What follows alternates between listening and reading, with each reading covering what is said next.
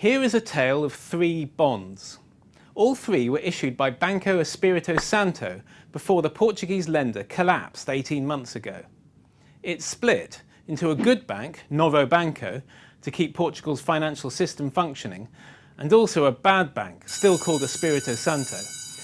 The first bond remained a claim upon the old bank and is worthless. As you can see, it collapsed in August 2014, pretty much the moment it was transferred. And that's good. This is how the system should work. Creditors, not taxpayers, took the hit. The second bond was luckier.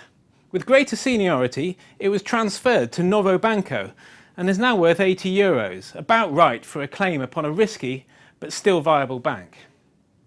Now consider the third bond. Also transferred to Novo Banco in August 2014, but then, just before the end of last year, abruptly transferred back to the bad bank by order of the Bank of Portugal, alongside 4 others. Cue an immediate 100-point fall in the bond, and a transfer, in effect, of €1 billion from bondholders' pockets straight into the equity of Novo Banco. Great news for Portugal's domestic financial system, which happens to own it. Of course, there's outrage. Sure, the regulatory fashion is for bondholders and not taxpayers to take the hit, and Novo needed capital to pass a stress test. But here, the government has picked out who gets wiped out and who is spared, a blatant violation of pari passu, or equal treatment.